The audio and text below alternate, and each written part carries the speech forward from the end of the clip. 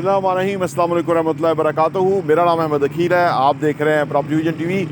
पाकिस्तान में प्रोग्रेस के लिए, तरक्की के लिए बेशुमार अपॉर्चुनिटीज़ हैं।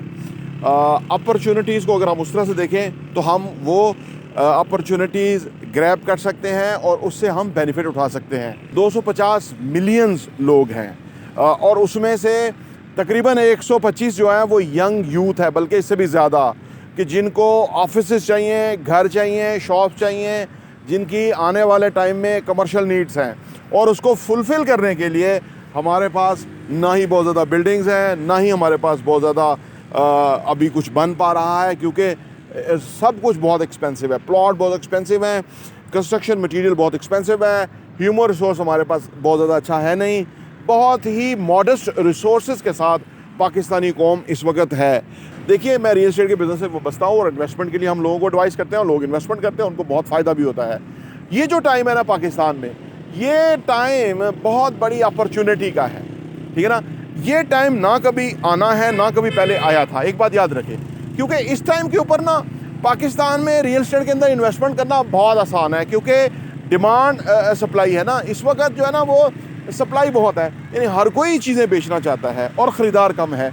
ये अपॉर्चुनिटी, आप मेरी वीडियो रिकॉर्ड पर ही है, क्योंकि पहले मैंने जो बातें की हैं वो वीडियो रिकॉर्ड के ऊपर है और इंशाअल्लाह ताला मैं खुद भी देखता हूँ और वो प्रेडिक्शंस बिल्कुल सही साबित होती हैं, जो जैसे मैंने कहा था।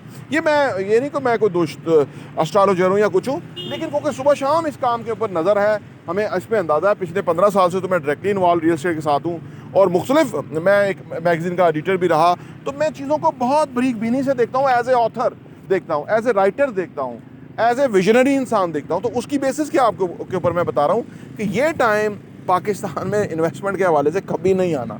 अब यहाँ एक बड़ा मामला ये है कि कुछ जो अक्लमंद लोग हैं, ज़िरक लोग हैं, विजनरी लोग हैं, वो इसको अपॉर्चुनिटी के तौर पे लेंगे, और जो जहन से आ रही हैं तो वो समझते हैं कि आगे कुछ भी नहीं है क्योंकि ये हो गया।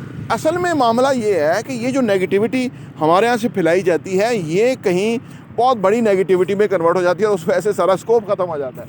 और हम अपने चैनल से पॉजिटिविटी फैलाते रहते हैं और हम उससे खुद भी हम बहुत बेनिफिट उठाया और जिन लोगों ने हमारे से इन्वेस्ट किया था उनको भी बहुत बेनिफिट है। तो ये जो अपॉर्चुनिटी है, ये जो टाइम है, ये टाइम फिर नहीं आना। क्योंकि आप देखें ना, आज से 50 साल पहले जो 15 लाख रुपए का घर था, आज वो 50 करोड़ रुपए का हो चुका हुआ है। आप ज़रा पिछले जाके ख़रीद ले। अगर बंदा टाइम ट्रैवल करके पीछे जाके 50 साल में कोई चीज़ खरीद लेता तो आज वो माला माल होता। लेकिन आज ही वो टाइम है जो पिछले 50 साल पहले था। आज वो टाइम है जो अगले 10 साल में इस तरह ग्रो करेगा, क्योंकि उसकी वजह कि हमारी पॉपुलेशन किस तरह से बढ़ रही है, उसकी वजह कि ओवरसीज़ पाकिस्तानी 1 करोड़ 30 लाख के करीब ओवरसीज़ पाकिस्तानी है। वो पैसे के साथ है, वहाँ पैसे ही कमाने गए हैं ना, वो कोई सैर करने थोड़े गए हैं। उनके पास सरमाया है, उनके पास पैसा है, वो यहाँ आना चाहते हैं। वो चाहते हैं कि हमें ग्रीन सिग्नल मिले तो वो आएँ, और आगे से हमारे जो लोग हैं वो उनको नेगेटिव सिग्नल दे रहे हैं कि पाकिस्तान तबाह होने लगा, पाकिस्तान डिफ़ॉल्ट होने लगा, पाकिस्तान ख़त्म होने लगा। ठीक है, सियासी तौर पे मिक्स मैनेज हुआ, पाकिस्तान में उम्मीदें तोड़ी गई, रजीम चेंज हुआ, उसका बहुत नुकसान हुआ, वो हुआ। लेकिन ये कितनी देर है नौकर?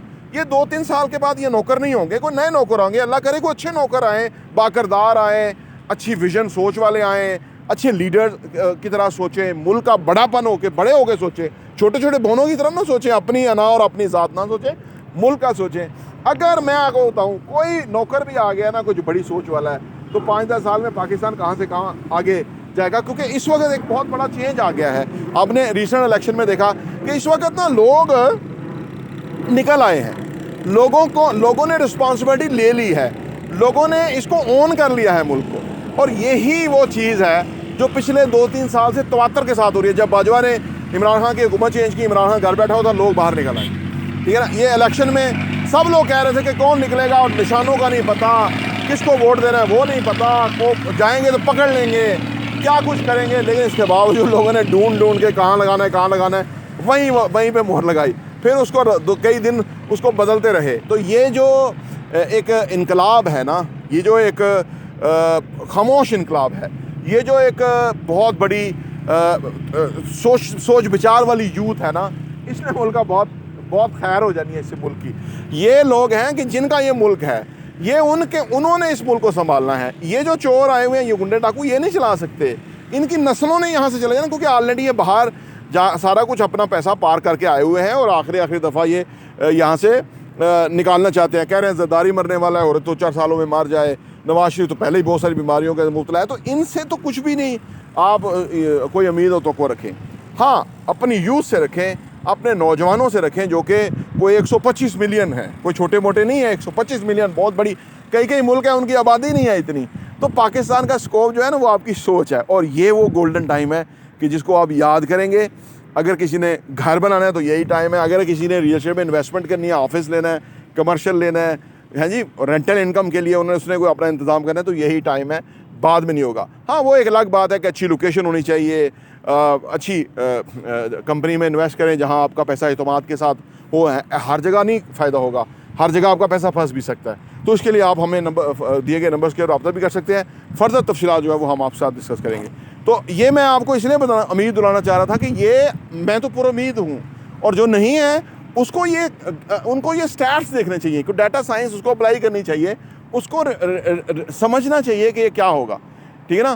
क्योंकि फिर जब जो लोग इस वक्त फैसला कर लेंगे वो कल के बहुत अच्छी पोजीशन में होंगे, और जो नहीं कर पाए और वो कहेंगे यार हमें समझ ही नहीं आई, हमने तो अपॉर्चुनिटी मिस कर दी। और ऐसा रियल एस्टेट के काम में बारहा हुआ है और होता रहता है।